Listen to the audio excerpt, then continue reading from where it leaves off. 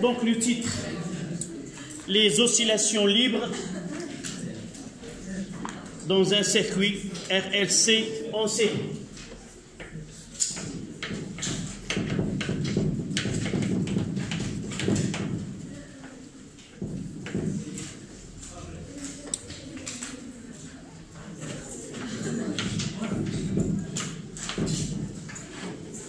Dans un circuit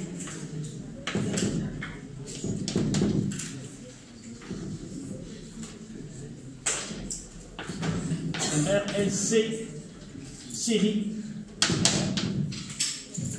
même si nous n'étudions pas autre que l'association en série,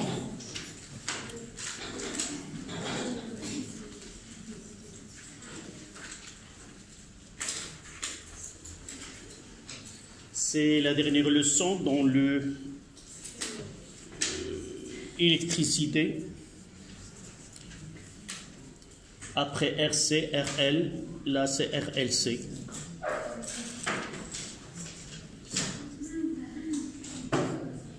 Après c'est modulation et démodulation et propagation des ondes électromagnétiques. Mademoiselle, qu'est-ce que tu veux dire? Non? Ou tu peux poser ta question, j'ai vu que tu disais quelque chose. Non. Au lieu de passer là, vous pouvez suivre ce que je vais faire en expérience là.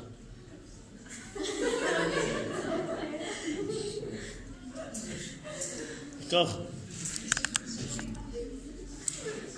Donc, en chiffre romain, décharge d'un condensateur dans une bobine. Décharge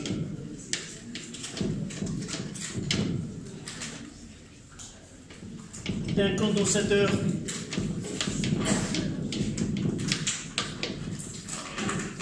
condensateur chargé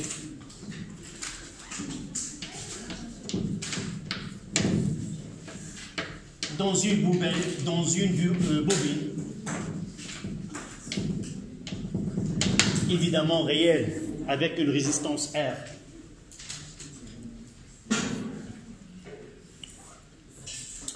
On commencera par un étude expérimentale.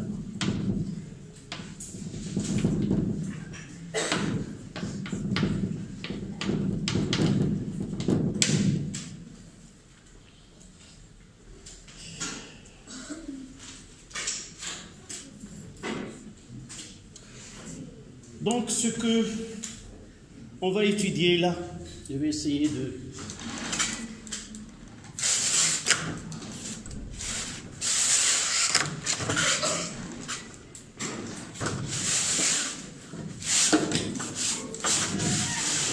Voilà. Ici, si vous voyez là, c'est le condensateur. Je vais vous montrer un autre. Voici ce que... On va charger cet condensateur. Celui-ci est de 500 microfarads et là 100 microfarads. Donc là, il y a une différence de capacité tout simplement.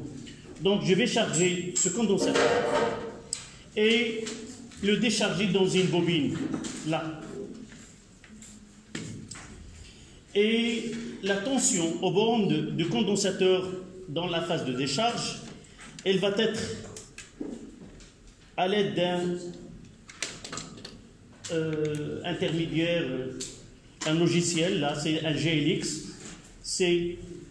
nous avons déjà entendu par expérience assistée par ordinateur, c'est ça ce que l'on va faire. On va essayer de relier le GLX entre les bornes de ce condensateur et visualiser la tension lorsqu'il se produit la décharge. Nous avons deux méthodes, celle que j'ai traitée avec vos camarades de l'autre classe, j'ai utilisé un GBF où on charge et on décharge, puis on visualise la tension. Par la suite, je peux vous montrer ce cas qui est classique, qu'on utilise fréquemment. Mais là, on va voir une technique qui est l'EXAO. Ce sont des expériences assistées par ordinateur. D'accord? Donc, je vais essayer, si vous voyez là devant vous, un générateur tout à fait normal, ce que nous utilisons, il n'y a ni un générateur idéal de tension, mais uniquement un générateur qui donne une tension continue de 6 volts. Donc, du borne positif, je passe aux bornes de condensateur. De condensateur, je passe à l'interrupteur à double pour former la position. Nous avons déjà dit la position 1 et la position 2. La position 1, c'est la charge, et la position 2, c'est la décharge. Donc, vers le milieu. De ce côté-là, lorsque je bascule l'interrupteur K de ce côté-là, ça donne la charge de condensateur, c'est-à-dire je reviens au générateur de l'autre côté. De l'autre côté-là, condensateur, et là, il y a un nœud. Je peux revenir de là, puisque j'ai déjà utilisé, je passe, là c'est un nœud, soit là, soit là. Je le mettrai ici. Et je passe dans la bobine, les deux bornes. De la bobine, j'utilise une résistance R pour faire accentuer la présence de la résistance dans le circuit, c'est-à-dire quel est l'effet de la résistance sur cette décharge. Je peux l'enlever comme je peux utiliser uniquement la résistance de la bobine, tout simplement. Et de là, je retourne à l'interrupteur. Donc, entre les bornes, vous voyez là, je prends la tension entre les bornes de condensateur via le GLX, puis je le relie au PC. Là, il y a un logiciel qui permet de traduire cette tension au cours de temps sous forme d'une courbe. On va la visualiser par la suite. D'accord? Si vous voulez voir de près, vous pouvez approcher. Si devant vous, vous avez vu qu'il y a deux circuits là, charge et décharge, on va essayer de visualiser cette décharge du condensateur dans une bobine. D'accord? Pour faciliter la vision, ce que je vais faire, c'est, voilà, un générateur là. Il y a l'interrupteur, dans l'interrupteur, là un condensateur, et de ce côté-là, il y a la bobine. Et dans ce cas-là, si la position 1 et la position 2, je mettrai l'interrupteur K dans la position 1, je charge le condensateur avec une tension là, vous voyez que 6 volts. J'utilise 6 volts pour ne pas endommager les appareils électroniques qui sont utilisés. Et je bascule l'interrupteur de ce côté-là. D'accord? Donc, vous faites un 1. Et ce côté-là, on va le mettre un système d'exploitation.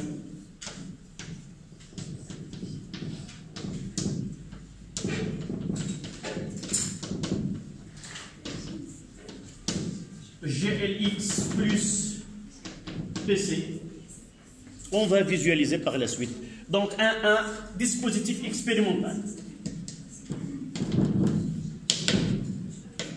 Vous faites plus, moins, 6 volts, la C et la CLR.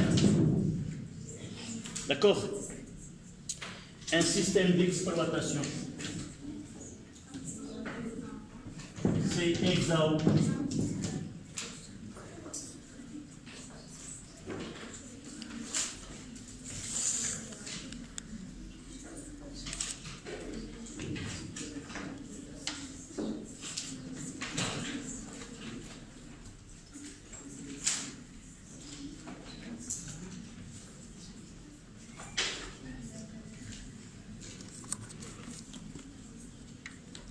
le temps de passer au logiciel qu'on va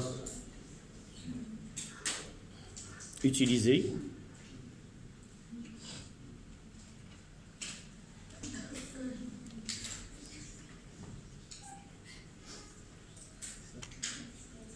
Voici, avant d'entrer, je vais essayer de commencer par une nouvelle expérience. Là, il me demande si je vais enregistrer.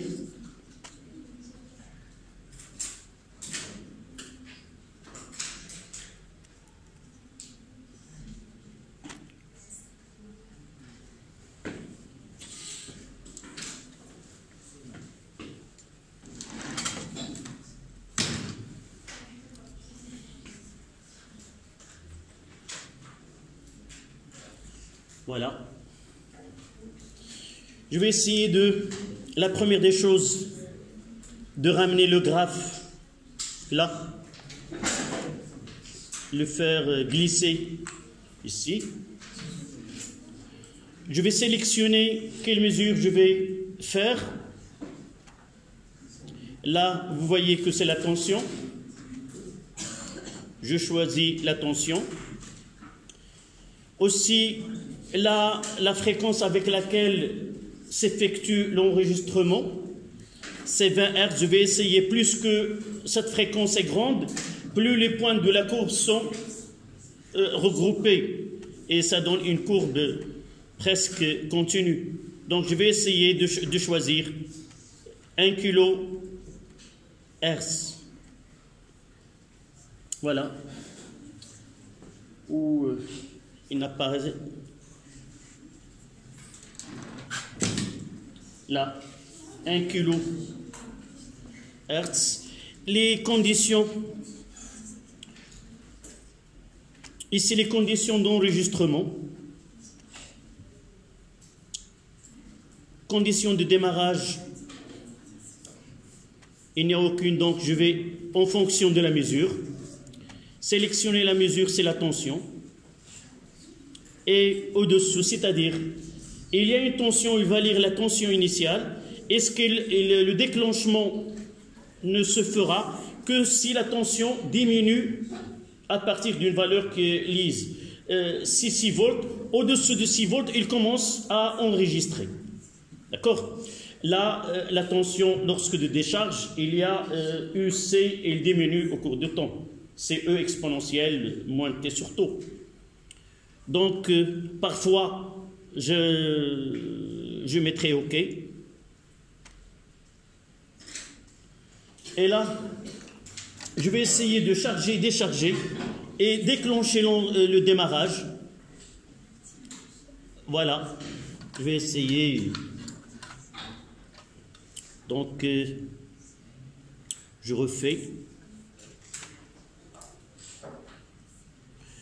Je vais supprimer cette dernière. Donc, capture tension courant.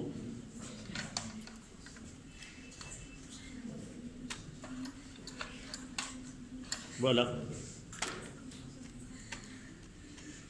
Je vais déplacer là.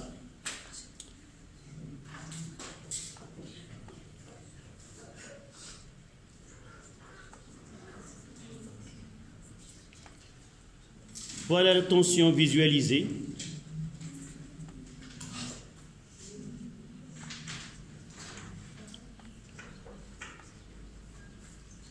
Nous voyons quoi? Une forme qui est pseudo-périodique. Nous voyons qu'il y a des charges et il y a cette oscillation entre la bobine et le condensateur. Là, la résistance, je vais essayer. Vous voyez qu'ici, il y a presque deux pseudo-périodes, de là à là et de là à là, puis il y a atténuation de ces oscillations. Je vais essayer de garder que la résistance de la bobine et comparer les deux cas. Donc j'enlève celle-là et je mettrai directement, uniquement. Le circuit, c'est uniquement dans la bobine. Donc je Je vais essayer de déclencher le temps là.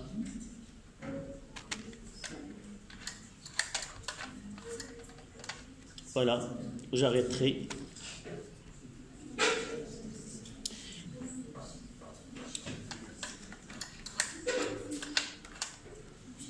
Donc je dois arrêter le temps là. Je déplace pour avoir l'origine ici. Et je vais essayer de faire changer, si vous voulez, l'échelle.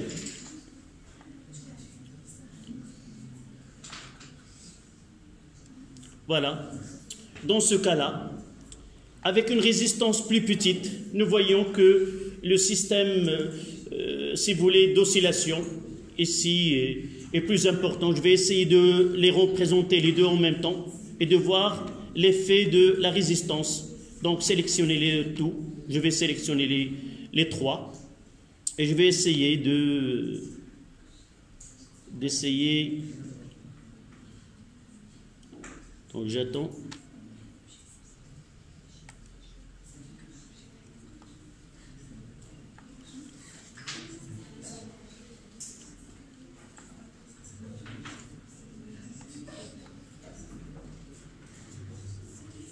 Et vous voyez là, il y a combien de nombre d'oscillations dont je vais faire apparaître la courbe en vert. Voilà.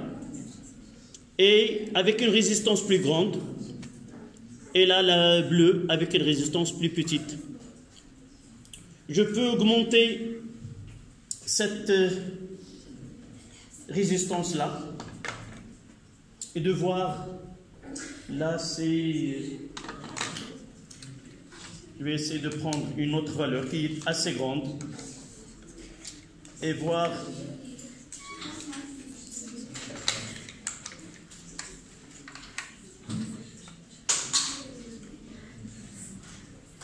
Je refais...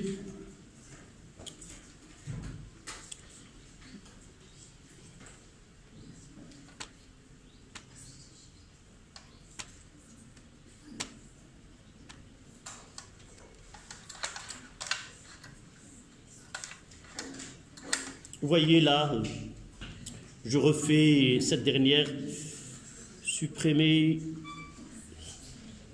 le plus récent. Donc je vais essayer de refaire la dernière avec une résistance qui est assez grande.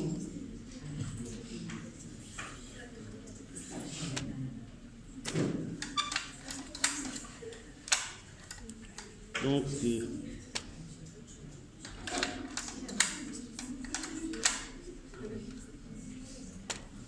voilà. Voyez là, à partir d'une tension, vous voyez que la fonction là n'est plus... la décharge se fait sans qu'il y ait une oscillation, ce qu'on appelle un régime qui est apériodique. Par contre là, vous voyez là, en bleu, je vais essayer de faire... courbe par courbe, l'essai 1.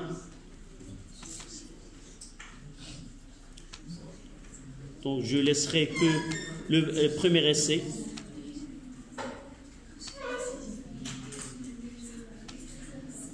Voilà.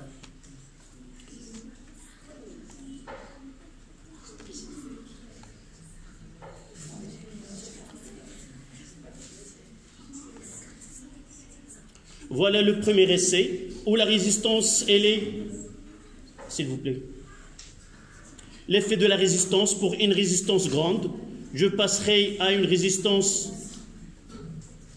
2, et vous voyez là, avec une résistance plus petite, nous avons là un régime qui est pseudo-périodique. Voilà. Et le dernier avec une résistance assez grande, c'est le 6.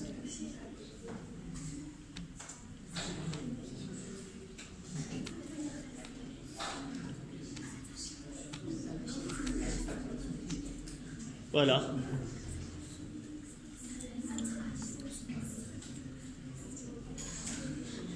Voilà, la décharge se fait sans qu'il y a une charge et décharge une deuxième fois. Que l'attention, s'il vous plaît, mademoiselle. Qu'est-ce que tu as? Arrête, tu ne dois pas parler. 3 fois, je te demande d'arrêter de parler. Donc, il y a ici une décharge qui est apériodique. Donc, le régime, il est apériodique. On passe d'un régime pseudo-périodique à un régime apériodique. Et ce qui définit le système avec lequel le circuit RLC, c'est la valeur de la résistance. D'accord? Donc, on passera 1, 2 après dispositif expérimental. Visualisation. Les régimes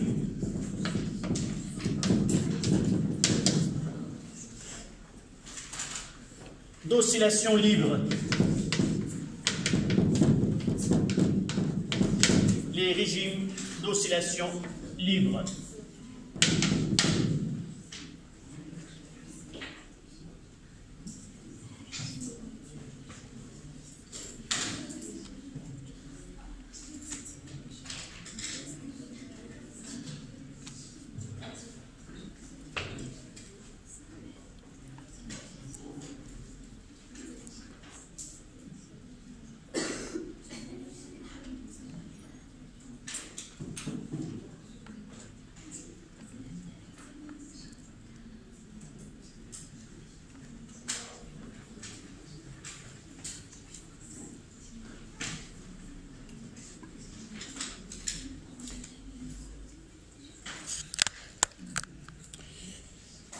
Donc on passe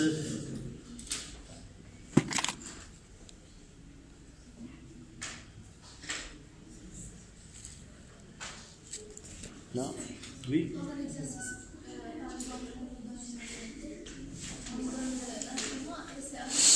Oui, on va voir par la suite. Là uniquement pour mettre en évidence les systèmes d'oscillation dans un régime, dans un circuit RLC, quels sont les types? On doit connaître que là, il s'agit d'un régime pseudo-périodique et un régime apériodique.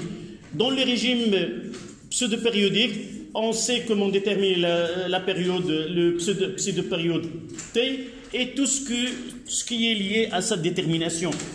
On nous donne des schémas et on va voir comment on doit travailler avec ces schémas-là.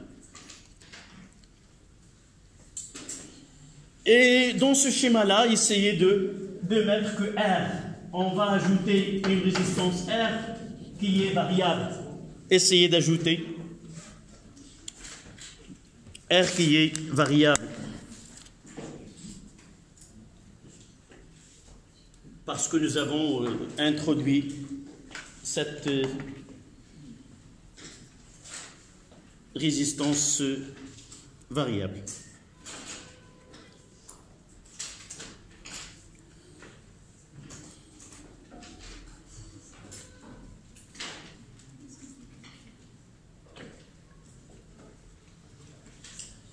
Donc, on va faire 3 schémas.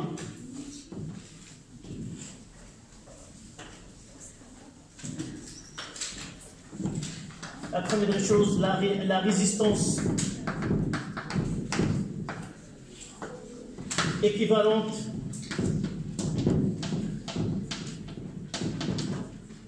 du circuit et R total est égal à R plus petit r, qui est variable.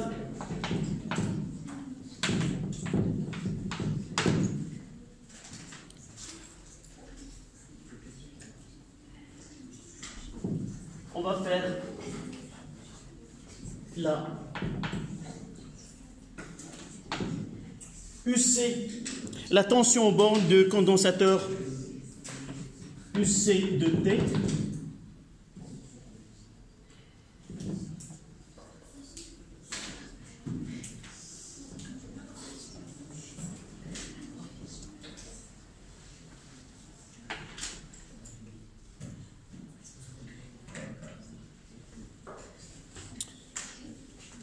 Là, c'est T, ce qu'on appelle le pseudo-période.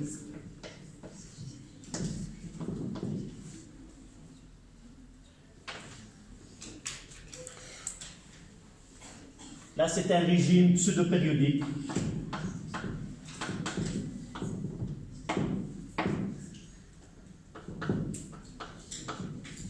Pseudo-périodique.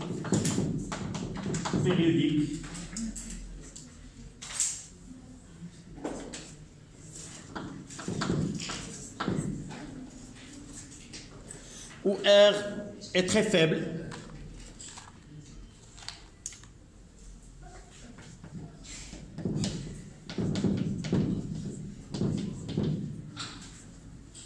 R est très faible.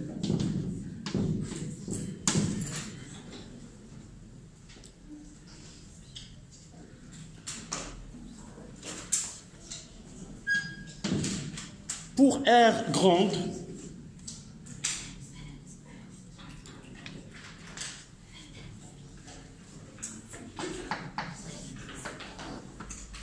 UC de T en fonction du temps,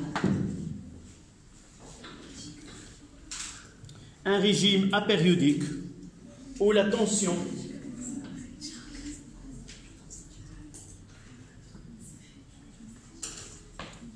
RT très grande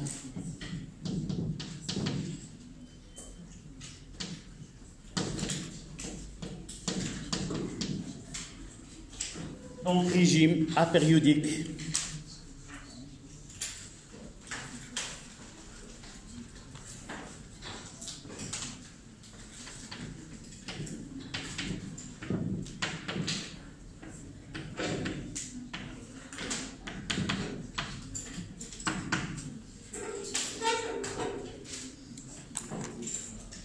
Et là, nous pouvons mettre en évidence la résistance de circuit. C'est celle que vous avez.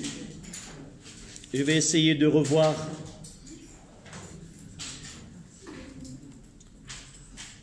des fichiers.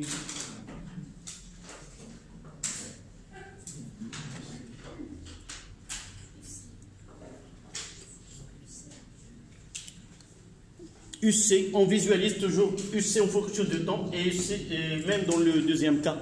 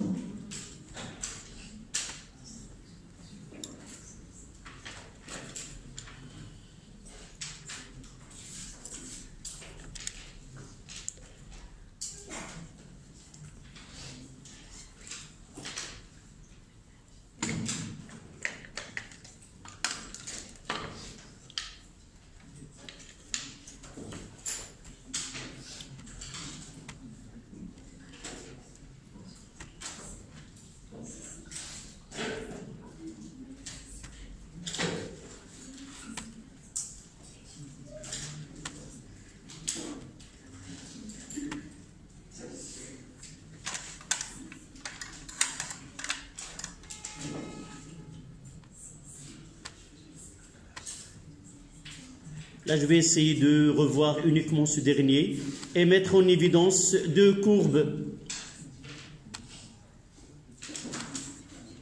Voilà, je vais essayer le dernier avec cette résistance-là.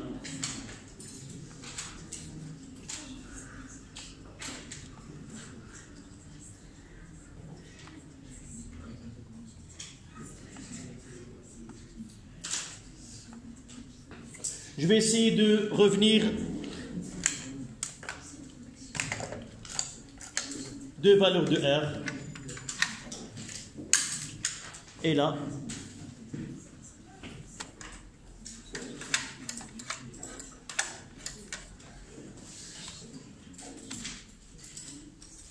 et vous pouvez remarquer, je vais essayer de revoir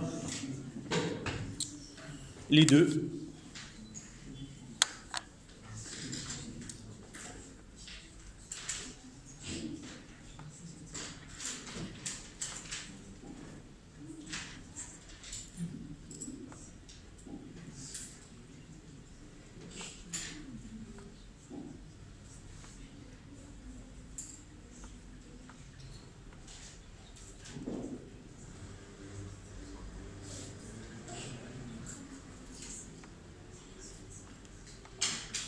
Et vous voyez là que dans les deux,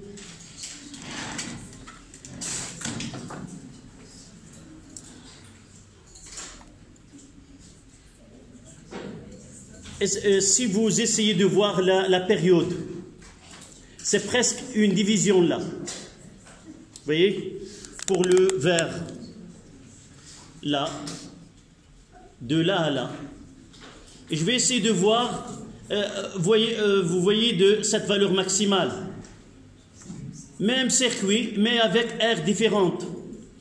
Et vous voyez là, si que il y a la même période de là à là. Cette période, c'est-à-dire que la valeur de la résistance n'affecte en rien.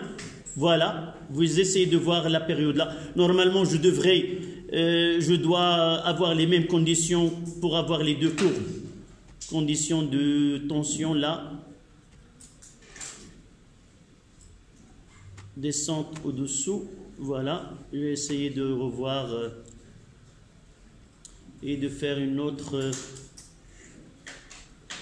nouvelle, ne pas enregistrer.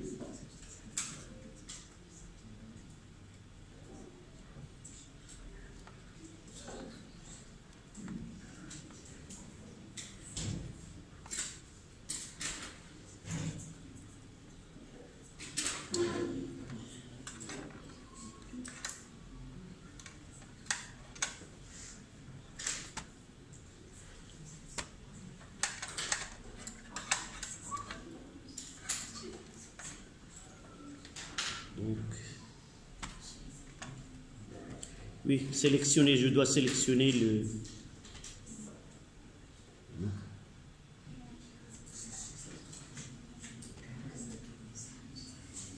Je dois sélectionner d'abord la fonction puisque tension. Et vous voyez, j'ai utilisé 20 Hz, donc ça ne donne pas une grande... Voilà.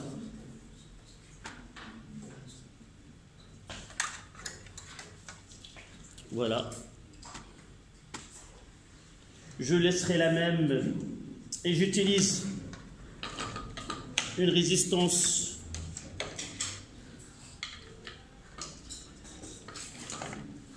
qui est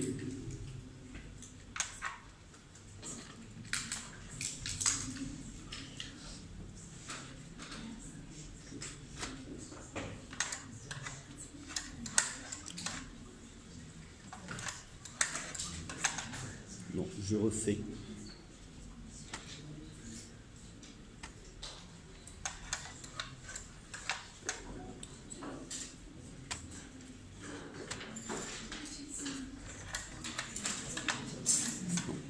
Donc, on va essayer de revoir ceci par la suite. Donc, l'essentiel, c'est que nous avons déjà visualisé ces deux.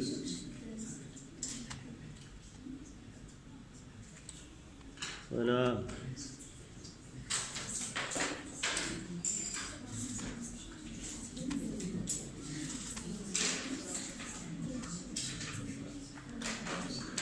Donc, on passe. Remarque.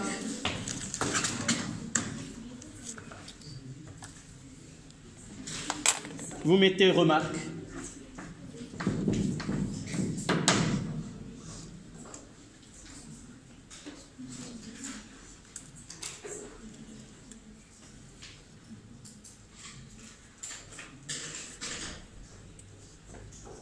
En régime apériodique, en régime apériodique,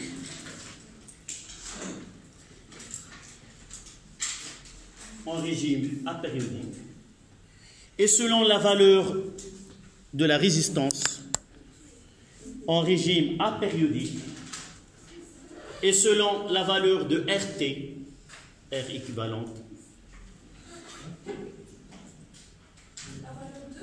la valeur de R total, de R indice T, on peut constater que le système réalise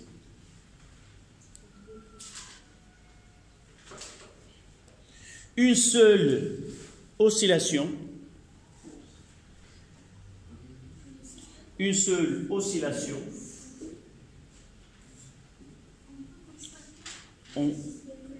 pour constater que le système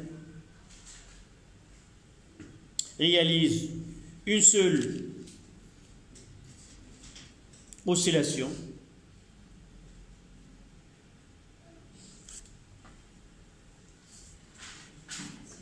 point à la ligne.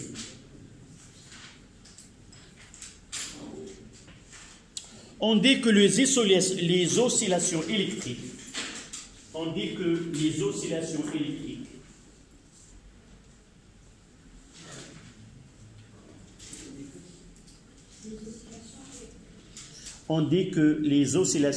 électriques, sont amorties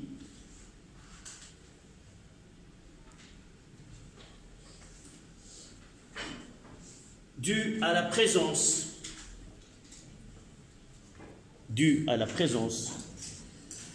d'une résistance qui dissipe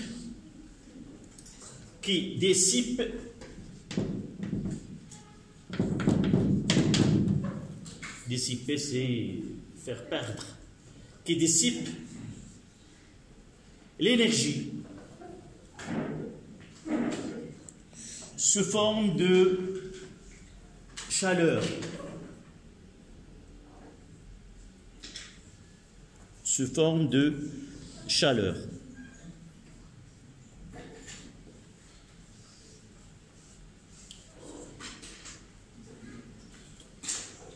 Donc 1, 2, 1, 3. C'est l'effet de Joule, oui. On parlera par la suite.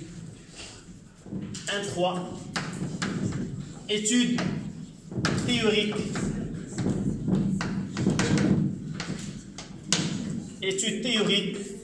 De RLC.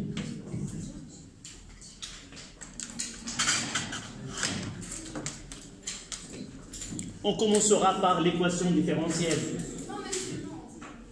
Mais c'est écrit il y a un quart d'heure. Qu'est-ce que tu faisais avant?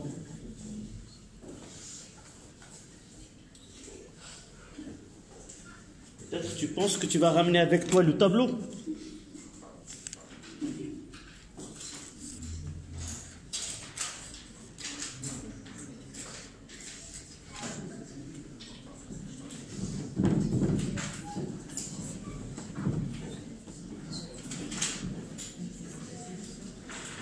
Donc, nous avons un condensateur, une résistance R et une bobine. Là, c'est L petit r, et là, c'est grand R, et là, C.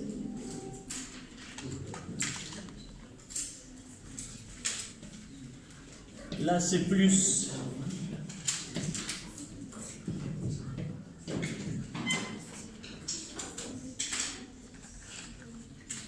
Là, c'est la tension UC.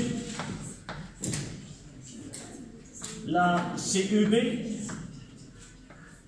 Et là, c'est UR.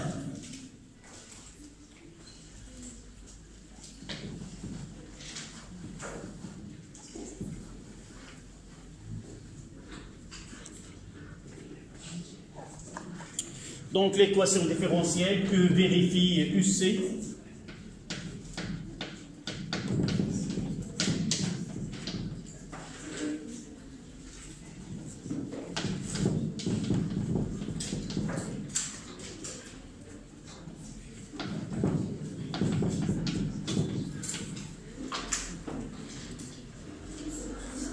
Donc, en utilisant la loi des mailles, UC plus UB plus UR est égal à 0.